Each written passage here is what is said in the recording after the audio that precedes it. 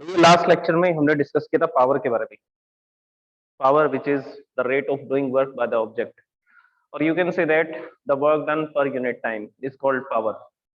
कोई भी ऑब्जेक्ट एक सेकंड में जितना भी वर्क डन करेगा उसे क्या बोला जाएगा, उसे उसकी पावर बोला जाएगा। और पावर कैलकुलेट करने के लिए क्या फॉर्मूला यूज करेंगे, work done upon time. Work done को मेजर करते हैं जूल में, टाइम को मेजर करते हैं सेकंड में। तो जूल पर सेकंड, जूल पर सेकंड का क्या नाम रखा गया है, जूल पर सेकंड का नाम रखा गया है वॉट, जिसको कैपिटल डब्ल्यू से लिखा जाता है। और मैंने आपको एग्जांपल दिया था, जैसे हम बोलते हैं किसी ऑब्जेक्ट की पावर 100 वॉट है या किसी इंजन की पावर 100 वॉट है, तो इसका सीधा सा मतलब क्या है, इसका मतलब है कि वो हर एक सेकंड में 100 जूल का वर्क डन कर सकते हैं। 100 जूल की इलेक्ट्रिकल एनर्जी कंज्यूम करेगा, 100 जूल की हीट एनर्जी कंज्यूम करेगा, उसको कन्वर्ट कर देगा किसी दूसरी एनर्जी में। तो हम जो भी सिस्टम बनाते हैं वो किसी एक एनर्जी को कंज्यूम करता है और उसको ट्रांसफॉर्म कर देते हैं किसी दूसरे टाइप ऑफ एनर्जी में। तो हमारी जो मशीन्स हैं, जो हमारे इंजन्स हैं, वो इसी तरह का वर्क डन करते हैं, डिफरेंट डिफरेंट टाइप की एनर्जीज को अलग अलग एनर्जीज में कन्वर्ट कर देते हैं। तो उससे हम लोग क्या करते हैं, मशीन की पावर को यूज करते हैं, जिससे हम लोग ये पता लगाते हैं कि पर सेकंड वो कितनी एनर्जी को कन्वर्ट कर सकता है किसी दूसरी एनर्जी में। ओके, तो ये हमारा लास्ट टॉपिक था, और इसमें हमने ये देखा था कि एक न्यूमेरिकल भी मैंने आपको करवाया था, जिसमें हमने डिस्कस किया था कि दो गर्ल्स हैं जिनका मास 40 किलोग्राम है और दोनों को एक रॉप को क्लाइम करना है, और वो जो रॉप है वो 8 मीटर हाइट की है, तो 8 मीटर ऊपर जाना था। तो उस केस पे दोनों वर्क डन सेम करेंगे, लेकिन दोनों टाइम अलग अलग कंज्यूम करते हैं। जैसे कि फर्स्ट गर्ल जो है, जिसको गर्ल ए लिखा था, वो 20 सेकेंड्स में 8 मीटर की हाइट पे क्लाइंबिंग कर सकती है, और दूसरी जो गर्ल है वो 50 सेकेंड्स में 8 मीटर की हाइट को क्लाइंब करती है। तो दोनों पर second different different work done करेंगे, तो दोनों की पावर भी डिफरेंट होगी। ओके, अब हम लोग बात करते हैं commercial unit of electrical energy की। सबसे पहली बात, इलेक्ट्रिकल एनर्जी क्या होती है। इलेक्ट्रिकल एनर्जी को हमने डिस्कस किया था, the energy which is possessed by the charges, जो एनर्जी चार्जेस के अंदर होती है और जिस एनर्जी से वो मूव करते हैं किसी कंडक्टर के अंदर। तो हमारे पास ये एक कंडक्टर है, जैसे मान लीजिए ये मेटल है, मेटल के अंदर चार्जेस क्या है, फ्री इलेक्ट्रॉन्स।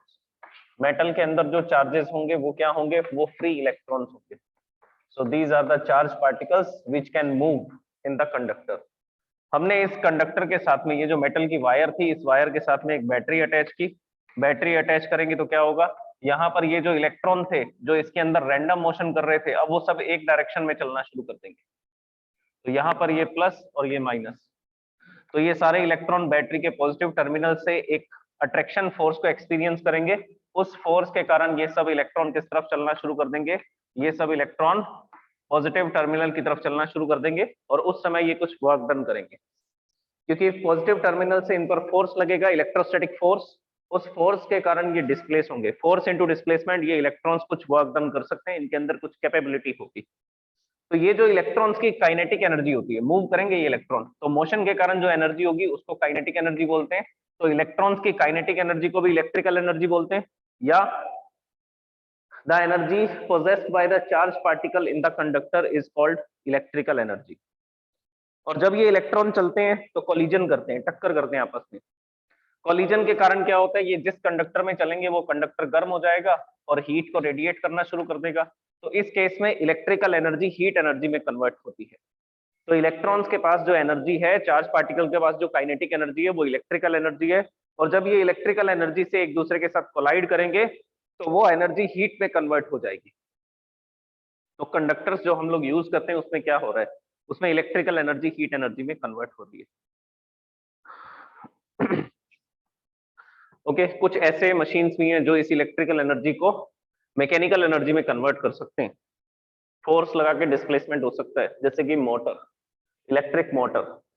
मोटर के अंदर इलेक्ट्रिकल एनर्जी कंज्यूम होती है, और वो मोटर क्या करती है, फोर्स लगा करके डिस्प्लेस होती है। हमने उसके अंदर कुछ मैग्नेट फिक्स कर रखे हैं, एक मैग्नेटिक फील्ड प्रोड्यूस करते हैं। तो मैग्नेटिक फील्ड और आसपास के जो मैग्नेट्स हैं वो एक दूसरे से इंटरेक्शन करते हैं, एक दूसरे पे फोर्स लगाते हैं। फोर्स लगने से वो ऐसा रोटेट होनी स्टार्ट हो जाती है। तो मोटर के अंदर हमने ऐसा सिस्टम बनाया कि इलेक्ट्रिकल एनर्जी से मैग्नेटिक फील्ड की एनर्जी बनती है, वो मैग्नेटिक फील्ड की एनर्जी से फोर्स एक्सपीरियंस होता है, फोर्स लगने से वो डिस्प्लेस होना शुरू हो जाता है, वो रोटेट करना स्टार्ट कर देती है। और फोर्स इंटू डिस्प्लेसमेंट, इसको हम लोग मैकेनिकल वर्क डन बोलते हैं। तो बेसिकली एनर्जी जो है इलेक्ट्रिकल एनर्जी जो है वो किसमें कन्वर्ट होती है, वो मैकेनिकल एनर्जी में कन्वर्ट होती है। लेकिन सारे इलेक्ट्रिकल अप्लायंसेस कौन सी एनर्जी को कंज्यूम करते हैं, वो चीज सेम है, इलेक्ट्रिकल एनर्जी। आप चाहे फैन की बात करो, चाहे बल्ब की बात करो, चाहे रूम हीटर की बात करो, इसके अलावा आप दूसरे इलेक्ट्रिकल अप्लायंसेस जैसे हेयर ड्रायर हो गया, कंप्यूटर हो गया, तो ये सब जो इलेक्ट्रिकल अप्लायंसेस हैं, ये कौन सी एनर्जी को कंज्यूम करते हैं, इलेक्ट्रिकल एनर्जी। वो सब चीजें, ये सबकी ये वाली चीज सेम है, सारे कौन सी एनर्जी को कंज्यूम करते हैं, इलेक्ट्रिकल एनर्जी को। अब वो डिफरेंट डिफरेंट एनर्जीज में उसको कन्वर्ट कर देते हैं, डिफरेंट डिफरेंट टाइप के अप्लायंसेस। अच्छा, अब हम लोग बात करते हैं commercial unit of electrical energy.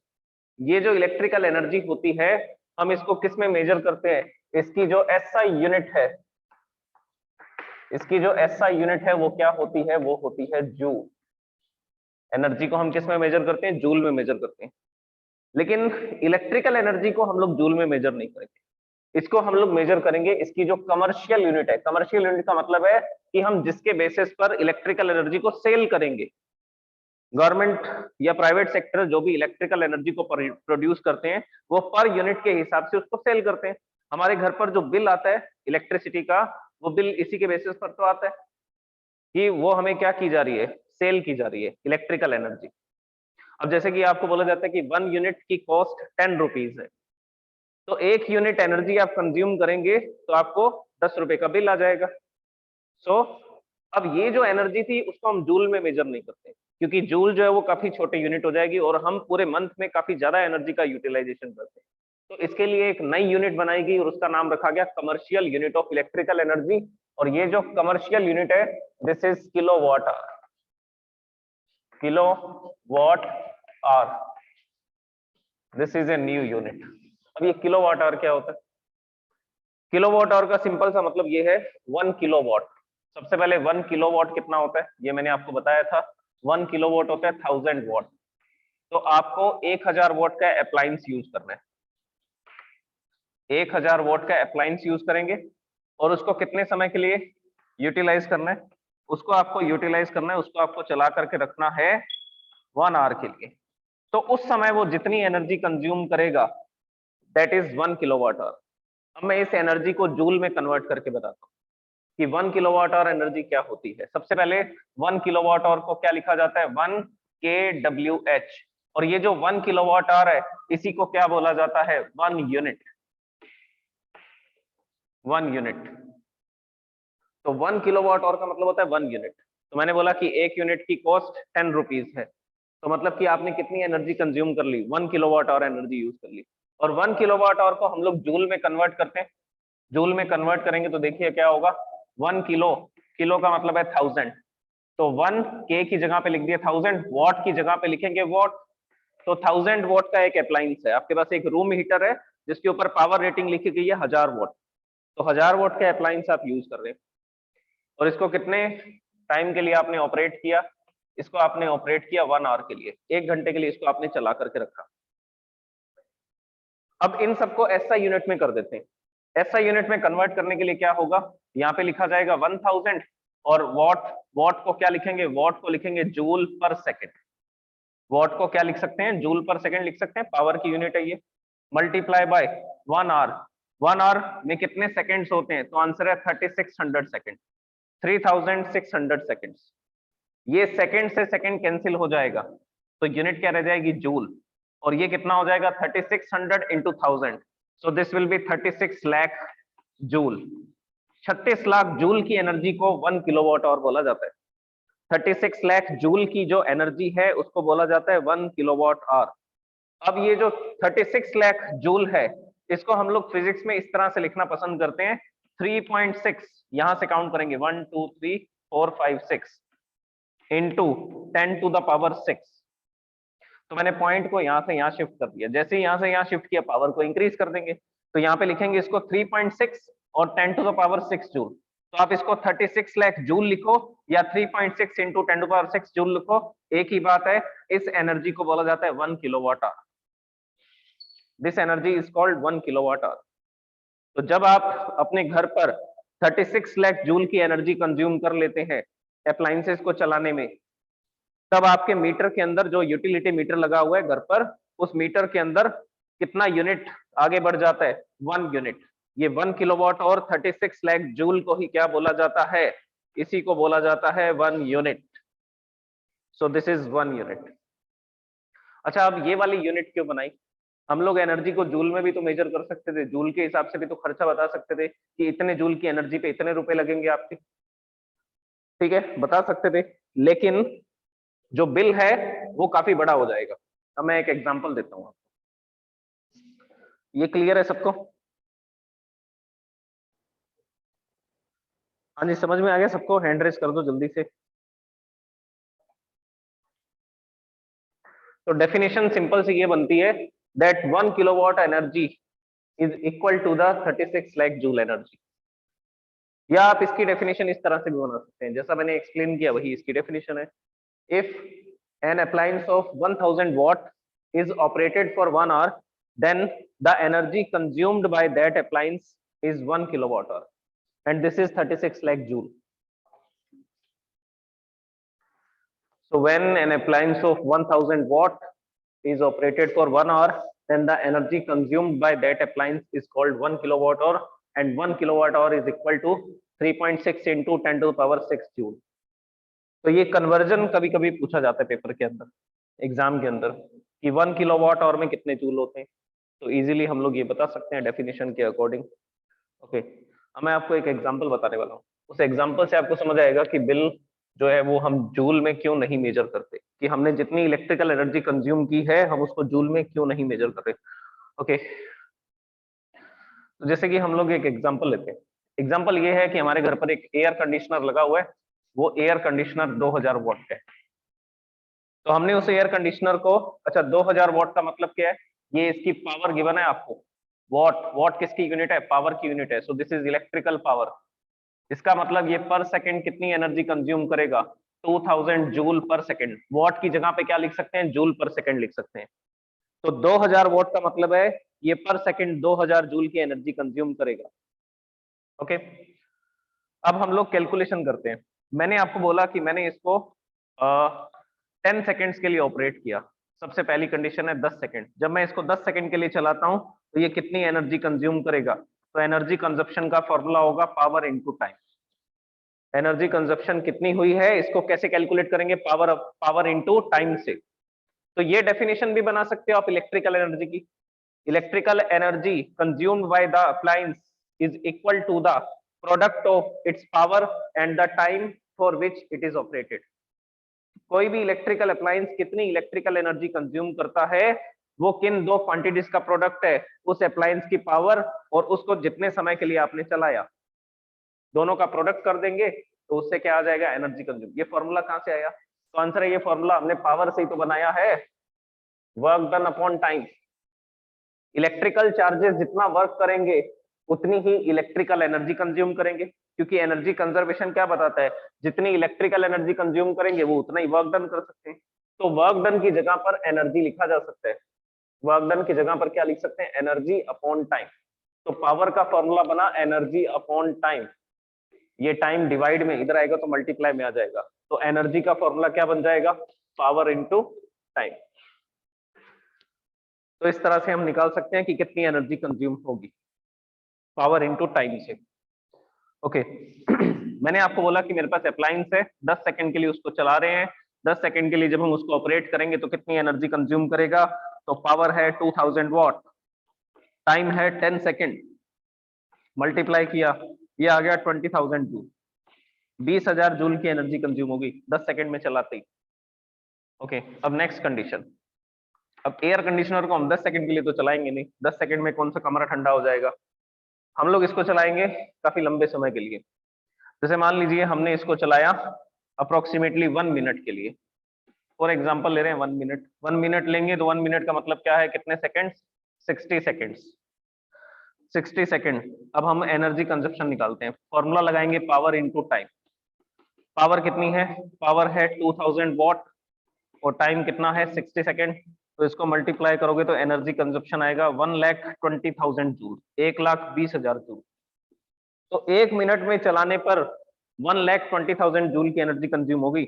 अब हम उसको 1 मिनट के लिए तो चलाएंगे नहीं, कई और के लिए चलाएंगे। तो तब तक तो बिल कितना हो जाएगा? 10 टू द पावर 10 जूल। इतना चला जाएगा। तो अब जो बिल आएगा वो तो एक दिन का इतना बन रहा है, 10 to the power 10 जूल बन रहा है, और पूरे मंथ का करेंगे तो मल्टीप्लाई बाय 30 और कर देंगे, तो आपके पास जो बिल आ रहा है उसमें लिखा हुआ है 30 into 10 to the power 10 joule.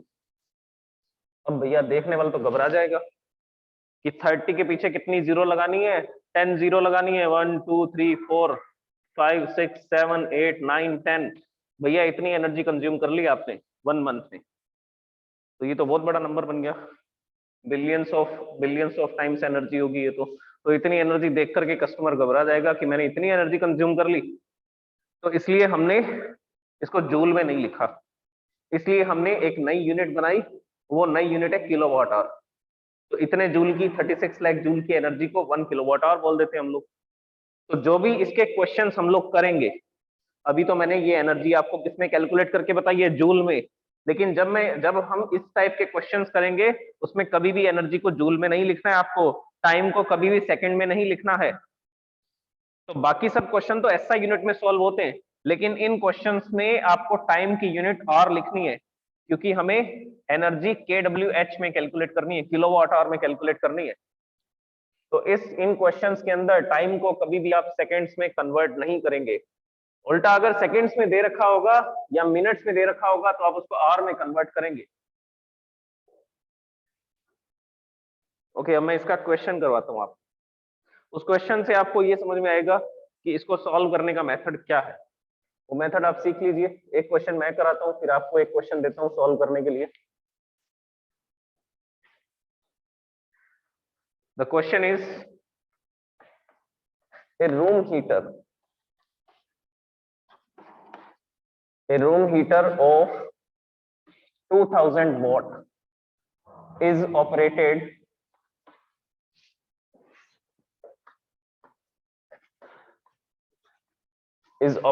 for 6 hours every day। हम लोग इसको 6 घंटे के लिए चलाएंगे daily. is operated for 6 hours every day या per day।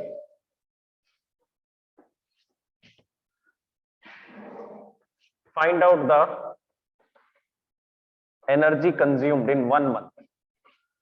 find the energy consumed in 1 month। In questions में कभी भी एनर्जी कंज्यूम्ड जूल में नहीं कैलकुलेट करनी है, kWh में ही कैलकुलेट करनी है। बोलेगा कि जूल में बताओ तब बताना है जूल में, अदरवाइज kWh में करनी है। Find the energy consumed in 1 month. अच्छा, एक चीज और इसमें कैलकुलेट करते हैं। if the cost of 1 unit, एक यूनिट की कॉस्ट मैं आपको बता रहा हूं 6 रुपीज है। if the cost of 1 unit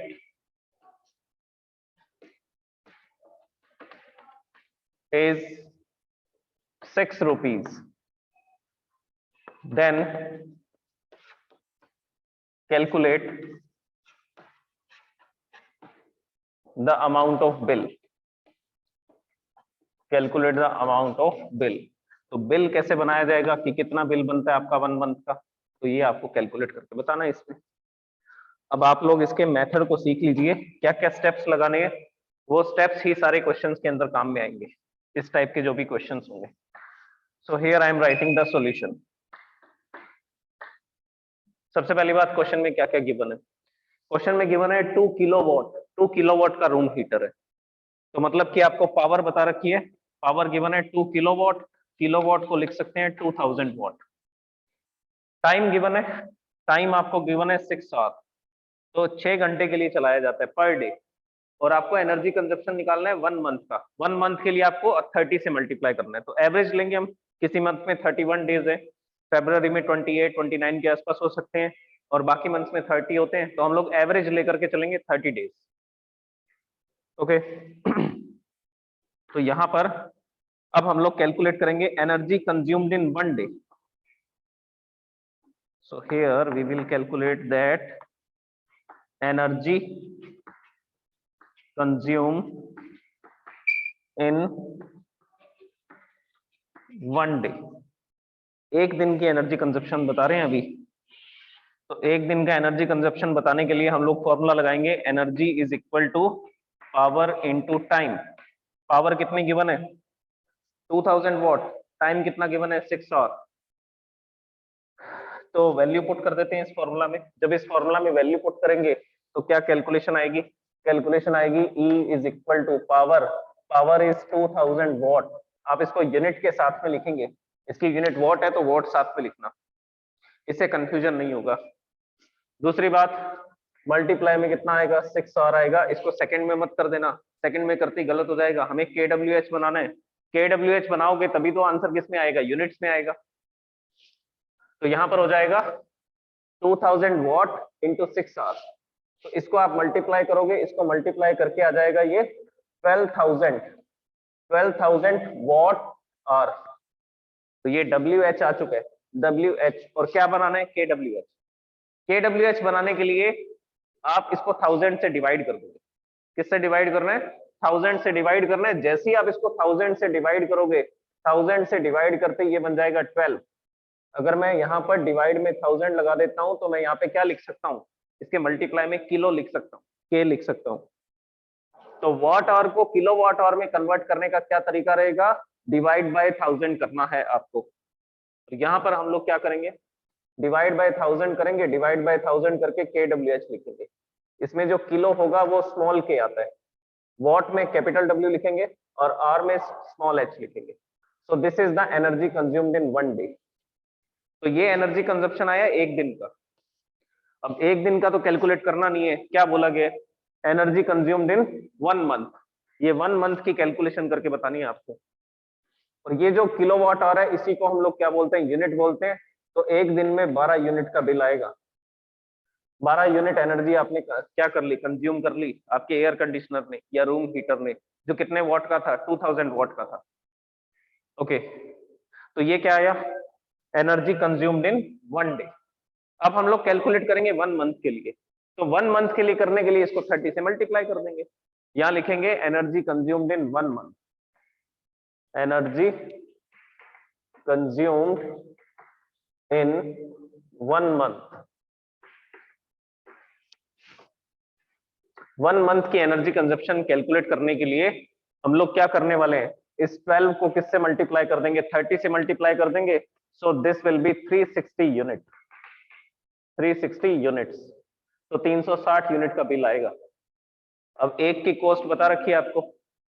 अब सिंपल मैथमेटिकल कैलकुलेशन है, यहां लिखेंगे cost of 1 unit. Cost of 1 unit is 6 rupees. अब कितने की कॉस्ट निकालनी है?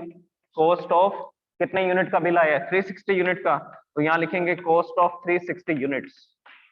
क्या करेंगे? एक यूनिट की इतनी कॉस्ट है तो 360 यूनिट की क्या कॉस्ट पड़ जाएगी? 6 इंटू 360। इसको मल्टीप्लाई करोगे, बिल आएगा 2160 रुपीज का। So this is the answer, ये आंसर है। ओके, तरीका समझ में आ गया सबको? जल्दी से हैंड रेस करके बताओ कैसे सॉल्व करना है।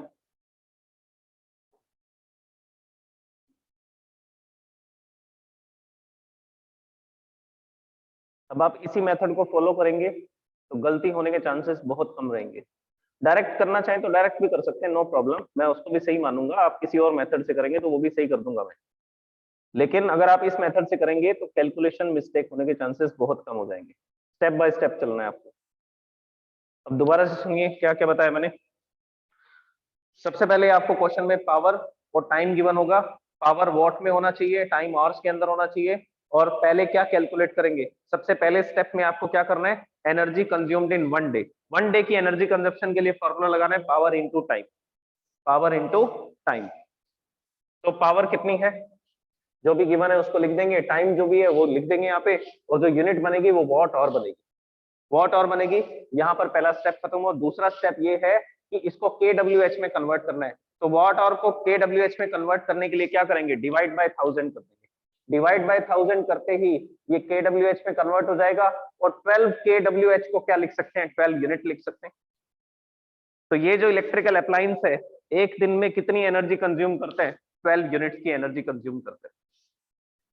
फिर एक दिन में इतनी एनर्जी कंज्यूम करता है तो 30 डेज में कितनी एनर्जी कंज्यूम करेगा, मैथमेटिकल कैलकुलेशन है। एक दिन का ये कंजप्शन है, तो 30 डेज का कितना कंजप्शन होगा, तो 30 से मल्टीप्लाई कर देंगे। 30 से मल्टीप्लाई करते ही 1 मंथ की कंजप्शन आ जाएगी। 1 मंथ की कंजप्शन जो आएगी, फिर हम उससे क्या करेंगे, कॉस्ट निकाल लेंगे कि कितना बिल आएगा। एक यूनिट की कॉस्ट आपको दे रखी है क्वेश्चन में, तो 360 यूनिट्स की कॉस्ट क्या होगी, मल्टीप्लाई कर देंगे, ये आंसर है। अब मैं एक क्वेश्चन लिखता हूँ, आप सॉल्व करके बताएंगे उसको। थोड़ा सा चेंज कर देता हूँ, इसको इरेज कर रहा हूं मैं। यू कैन नोट डाउन और you can take the screenshot of this one. इसका स्क्रीनशॉट ले लीजिए ताकि आप यही मेथड को अप्लाई कर सकें इसको सॉल्व करने में। ओके, क्वेश्चन को चेंज कर देते हैं। क्वेश्चन को चेंज करके हम लोग लिख देते हैं, ए रूम हीटर भी बदल देते हैं। एक फैन ले लेते हैं, an electric fan of 60 watt is operated for 15 hours per day। 15 घंटे के लिए चलाया जाता है उसको। Calculate the energy consumed in 1 month if the cost of 1 unit is, एक यूनिट की कॉस्ट भी हम लोग बदल देते हैं, इसकी जो कॉस्ट है वो 10 रुपीज है। Then calculate the amount of bill. अब आप इसको सॉल्व करके बताइए मेरे को फटाफट, जल्दी से आंसर बताइए क्या आएगा। हैंड रेज कर देना जिसने कैलकुलेट कर लिया हो।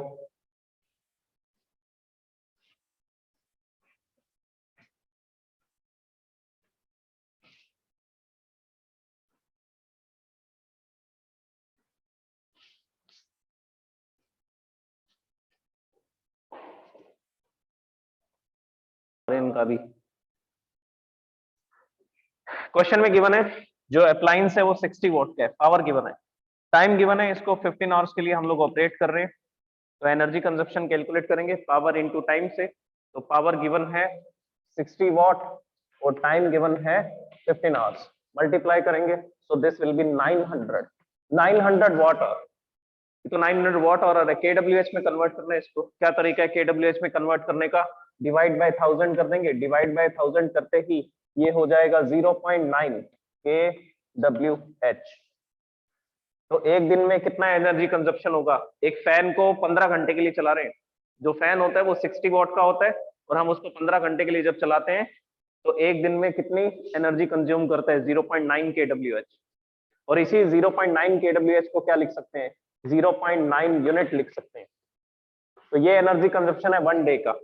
अब एनर्जी कंजप्शन इन 1 मंथ, एक दिन में इतनी एनर्जी कंज्यूम हो रही है, तो 30 डेज में कितनी होगी, मल्टीप्लाई बाय 30 कर देंगे, मल्टीप्लाई बाय 30 करोगे तो ये तो आ जाएगा 27 units. 27 units, cost of 1 unit, एक यूनिट की कॉस्ट है 10 रुपीज, तो 27 यूनिट की कॉस्ट कितनी होगी, इसमें यहाँ चेंज करेंगे, cost of 27 units, so this will B 10 into 27, so answer is 270 rupees. तो आप जो फैन ऑपरेट करते हैं 15 आवर्स के लिए, वो 1 मंथ में कितनी एनर्जी कंज्यूम करता है, अप्रोक्सीमेटली 27 यूनिट्स की एनर्जी कंज्यूम करता है। मतलब 270 रुपए सिर्फ फैन चलाने का बिल आता है, एक पंखा चलाने का 15 आवर्स के लिए, अगर हम उसको चलाते हैं 15 घंटे के लिए चलाते हैं तो।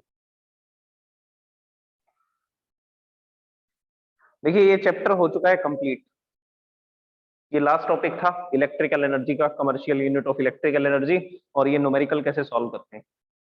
अब इसमें हमें बची है सिर्फ एनसीईआरटी एक्सरसाइज।